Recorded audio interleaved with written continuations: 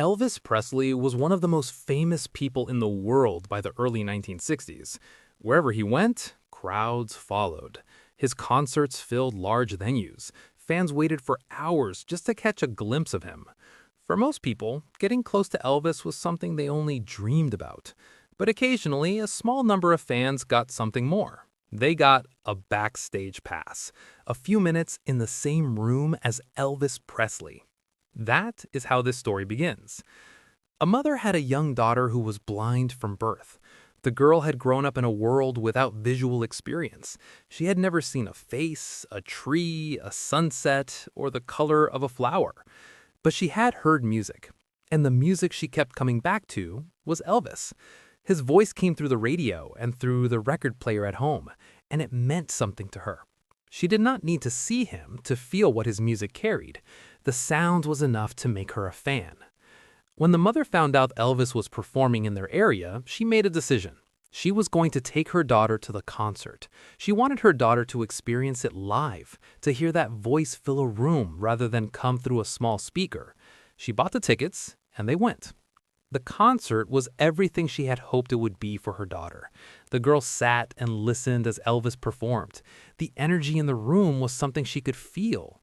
The crowd around her reacted to every song, and she reacted too. It was a real experience, not just a recording. She was there in person, and she knew it.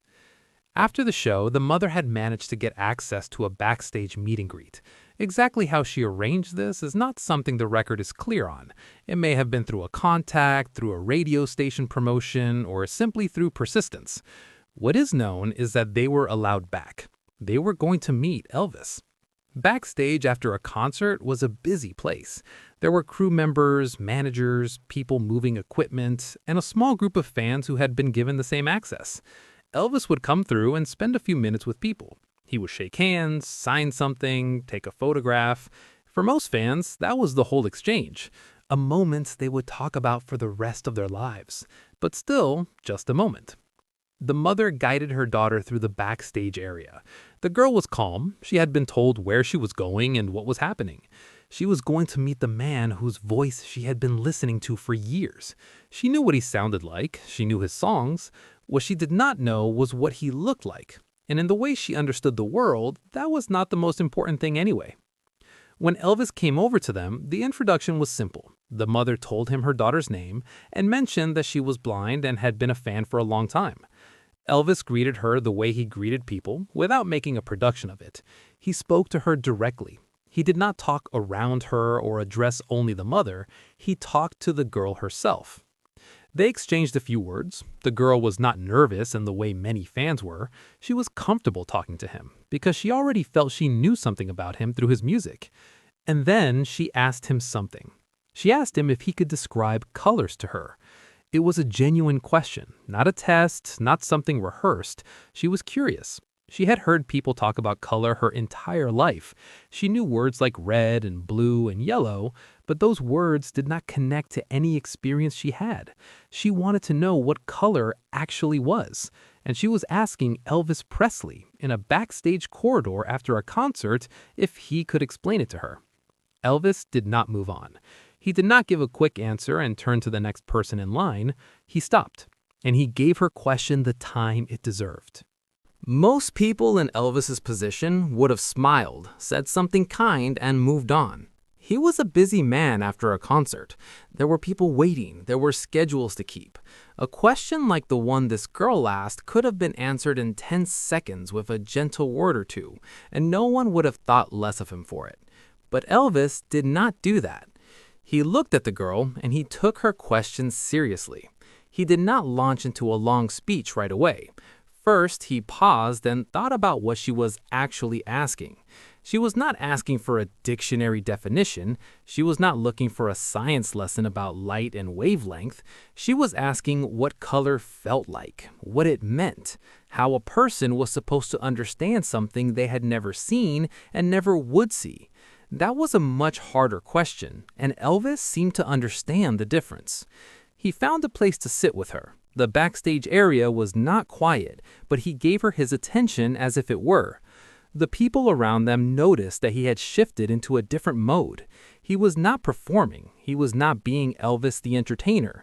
He was just a person talking to a child who had asked them something real. He started with red. He told her that red was not something you saw as much as something you felt. He described it as the warmth that lands on your face when you step outside on a hot summer day and the sun is directly on you. That immediate strong heat that you feel on your skin before you even have time to think about it. He told her that red was that feeling. It was not gentle, it had weight to it. It demanded that you notice it. Then he moved to blue. Blue, he told her, was different from red in almost every way. Where red was warm and strong, blue was cool and calm. He described it as the feeling of cold water when you put your hand into a stream, that immediate drop in temperature, the way your hand adjusts to it, the way it feels clean and quiet. He also connected it to sound. He said blue was like a slow song played at a low volume in a room where everything else is still. Something that does not ask anything of you, something that just sits with you.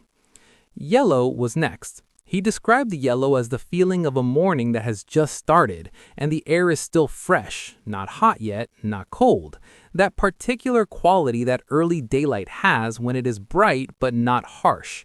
He told her yellow was cheerful without being loud.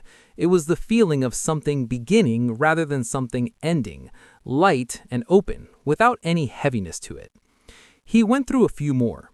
Green, he said, was like the smell of grass after rain, that cool and living feeling that comes up from the ground. Purple was something heavier, richer, like a sound that vibrates low and stays in the room after the note has ended. Throughout all of this, he spoke slowly and clearly. He did not use complicated words. He did not try to impress anyone with what he was saying. He just thought about each color and found the thing that matched it in a world she already knew. He was working in her language, not his own. The girl listened to everything he said. She did not interrupt. When he finished, she was quiet for a moment. Then she nodded slowly, the way a person does when something has settled into place for them. She told him that she understood. And from the way she said it, it did not seem like a polite response. It seemed like she meant it. Elvis had taken a question that most adults would have fumbled or avoided and answered it in a way that was patient, thoughtful, and genuinely useful to her. He had not talked down to her. He had not felt sorry for her. He had just answered her question as well as he possibly could. And the mother had watched every second of it. The mother had been standing a few feet away the entire time. She had brought her daughter to this concert with a simple goal. She wanted her daughter to have a good memory, something she could hold on to. A night out, a live performance, a chance to be in the same room as the person whose music she loved. If they got a handshake and a few seconds of Elvis's time backstage, that would have been more than enough. That was all she had hoped for when she walked through that backstage door. What she got was something else entirely. She watched Elvis sit down with her daughter and give her his full attention. She watched him think carefully before he spoke. She watched him describe red as heat on the skin, blue as cool water, yellow as the feeling of an early morning. She watched her daughter listen with complete focus, the way she always listened when something mattered to her. And she watched her daughter nod at the end, not out of politeness, but because something had actually reached her. The mother had spent years trying to explain the visual world to her daughter. Every parent in that situation does. You find ways to describe things. You do your best. But there is always a gap between the explanation and the understanding. And most of the time you feel that gap even when your child is nodding along. You know they are trying to follow you, and you know there is a limit to how far the words can take them. Elvis had crossed that gap in a few minutes. He had not done it with any special knowledge or training. He had done it by slowing down and thinking about what the words needed to do. He met the girl where she was instead of asking her to come to where he was. And it had worked. The mother could see that it had worked. That was the moment she started to cry. She did not make a scene. She was not loud about it. But the tears came and she could not stop them. It was not simple happiness, though there was happiness in it. It was the specific feeling a parent gets when someone treats their child with a dignity and care that they were not expecting. When a stranger sees their child fully. not as a condition or a limitation, but as a person worth taking seriously. That feeling does not come often, and when it does, it is difficult to hold inside. Elvis noticed. He had finished talking with the daughter and he looked up and saw the mother's face. He did not pretend not to see it. He did not look away or move on to the next person in the line. He stood up and walked over to her.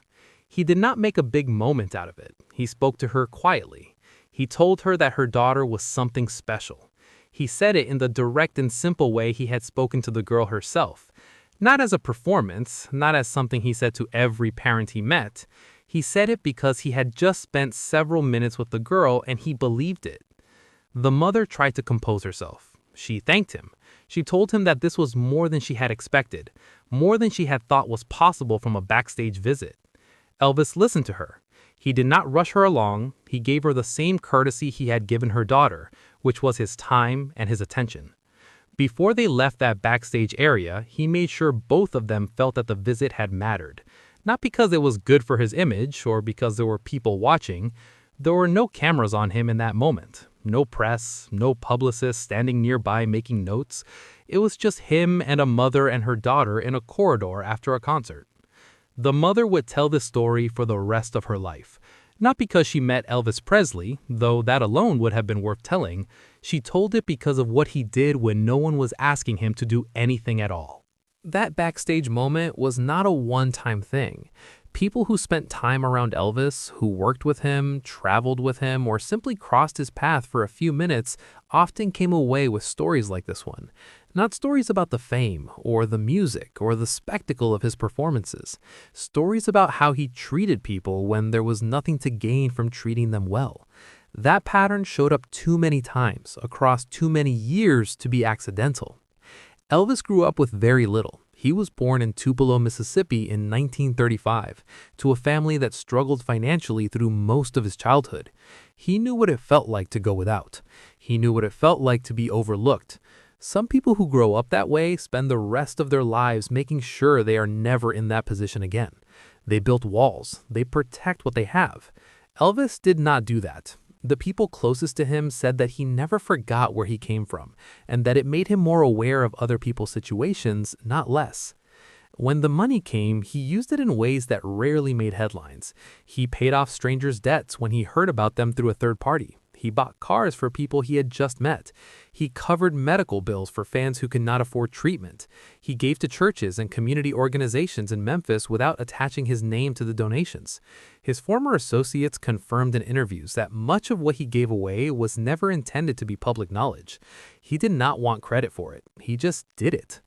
The hospital visits were a regular part of his life, particularly in the 1950s and 1960s. He would go to children's wards and spend time with sick kids. He did not show up with a photographer or call ahead to make sure the press would be there. Staff at hospitals where he visited recalled that he would sit with children, talk to them, sign whatever they wanted signed, and stay longer than anyone expected him to. He was not moving through a scheduled appearance. He was actually there. There are accounts from nurses and doctors who were present during those visits who said the children responded to him in a way that was hard to explain. He had a way of making a sick child feel like the most important person in the room. He did not talk to them the way adults often talk to sick children, with that careful and slightly distant tone that tries to avoid saying the wrong thing. He just talked to them, normally, like they were fine and he was glad to be there. The people in his inner circle said the same thing about how he operated in private. Red West, one of his closest friends from childhood, spoke about how Elvis would quietly help people in financial trouble without making them feel like they were receiving charity. He had a way of offering help that preserved the other person's dignity. He understood that how you give something matters as much as what you give. He was also drawn to people who were struggling in ways that others might ignore. People at the edges of a room. People who seemed uncomfortable or out of place. Those were often the ones he would walk toward rather than away from. It was not something he talked about or explained. It was just what he did. None of this makes him a simple person to understand. His later years were difficult, and the public record of his personal struggles is well documented. He was not without his flaws and contradictions, but the version of Elvis that exists in the private memories of the people he helped quietly without any audience is a consistent one. It shows up in too many separate accounts from too many different people to be dismissed. The girl who asked him to describe colors was one of those people. She came backstage hoping to meet a music star. What she encountered was a man who stopped, sat down, and took her question seriously. Her mother cried because that kind of attention is rare. It was rare then, and it is rare now. That is the Elvis that people who met him personally remember. And that is the version of him that stories like this one continue to carry forward.